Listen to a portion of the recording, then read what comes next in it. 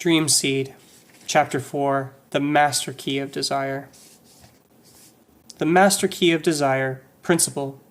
The proof of desire is pursuit. Your dream seed must be something that you truly desire. You see, men rarely reach for what they need, but they will always reach for what they really want. If you truly desire miracles and blessings in your life, you must be willing to reach for them. I've always said, the grapes of blessing are never placed within your mouth. They are simply placed within your reach. God respects a reacher. God rewards a reacher. I don't quite agree with the time-worn adage. Necessity is the mother of invention. Rather, I believe that desire is what gives birth to miracles. Our desires are far more motivating than our needs. It was desire that inspired the Wright brothers to fly. It was desire that motivated Thomas Edison to persist through 10,000 experiments that failed before perfecting the incandescent light bulb. Desire and Henry Ford. The persistence of Henry Ford is legendary. A popular story tells of his desire to create an engine with all 8 cylinders cast in one block. Every engineer who worked for him insisted it was possible, but Ford instructed them to pursue his project anyway and remained on the job until they succeeded. 6 months later, nothing had changed. 1 year later, those same engineers shook their heads dejectedly. "It's just impossible, Mr. Ford," they said. But Henry Ford possessed the determination and desire to succeed. He pressed them to continue, and suddenly it happened. The secret was discovered, and the famous V8 motor became a reality. Ford's unwavering desire revolutionized the automobile industry. How strong is your desire? How intense is your craving for your dream seed to happen? Do you hate being poor? You must despise where you are before you ever be where you want to be. The proof of desire is pursuit. God, me, and the saxophone. I have always enjoyed listening to saxophone music. For many years, I told my friends, "Oh, I love to play the saxophone. I would give anything to learn how to play." After talking this way for some years, one day something inside of me seemed to say, "Why don't you just take lessons?" "I don't want to take lessons," I argued. "Then shut up and stop telling everyone you want to play the saxophone," was the inner response. You see, what am I willing to invest my time and money toward reveals what I really want. The real proof of my desire is what I want willing to pursue, what I am willing to pursue. What do you love talking about? What books excite you? What receives time and attention? What dominates your thoughts? What you think about the most is what you have chosen to master you. Your job, children, or mate. Or, yes, your dream seed. There are 2 scriptures that have helped me understand the power of desire. "Delight thyself also in the Lord, and he shall give thee the desires of thine heart." Psalm 37, verse 4.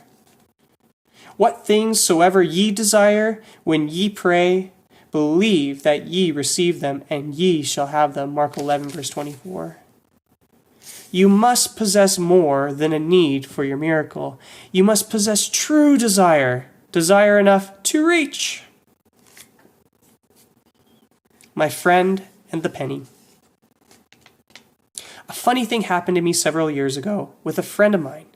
As we walked down these streets together, he was expressing his annoyance at preachers who were always talking about money. "But money is important," I reasoned with him. "Don't you think about money?"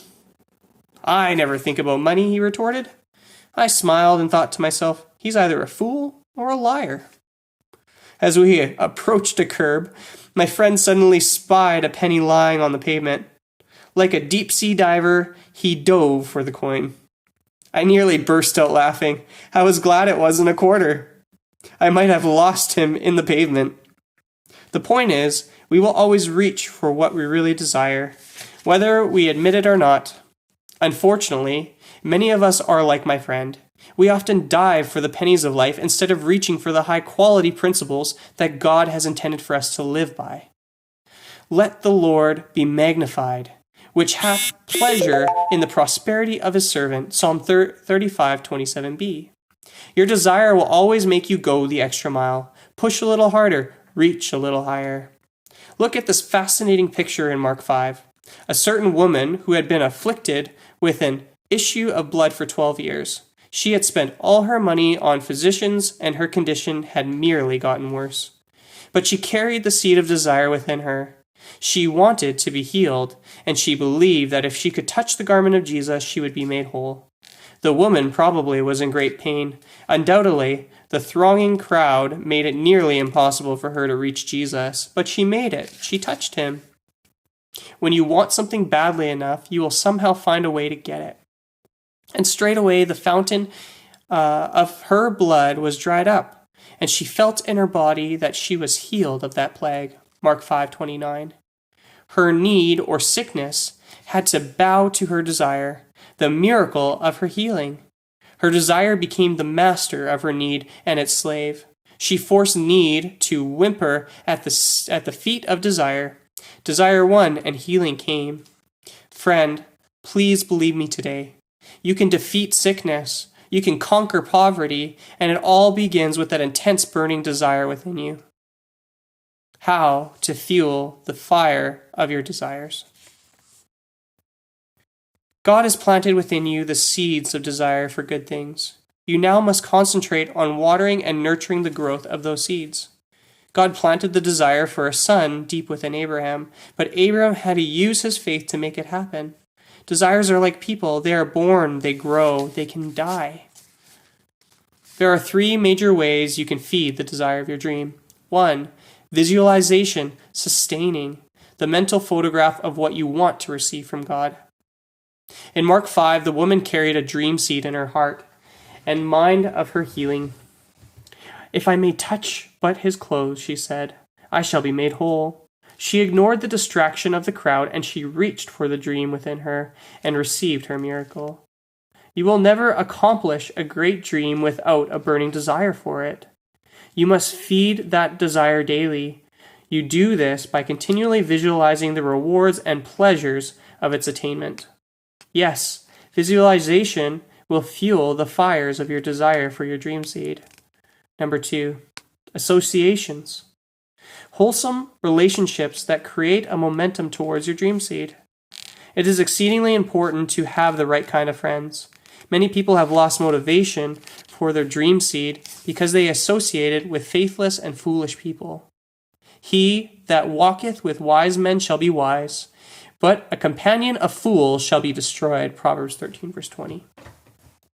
Don't expose your 16:20 dream seed to a 5:7 mentalities around you. Disregard unkind words of critics. Don't dignify their slander by repeating it. Criticism is usually the death gargoyle of a non-achiever anyways. Dare to reach for the companionship of great thinkers. Invest in their books. Listen to their teaching cassettes. Absorb their spirit and victorious attitudes that have driven them to great achievement. Concentration. Focusing on the completion of one whole while goal at a time. One of the most important things I've ever learned is to give total attention to one thing at a time. Many people allow their creativity to scatter their attention. Their abilities become lost through misfocus.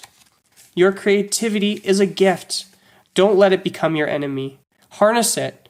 It is better to complete one worthwhile goal than begin 10 others. Everyone will clamor for your attention, and as harsh as it may seem, you must learn to dismiss from your presence those people who distract you from a God-inspired goal. Remember, your dream seed deserves your undivided attention. Now let's examine one of those explosive gifts God has given you, your imagination. The master key of imagination. Principle. You will always move in the direction of your strongest and most dominant thought.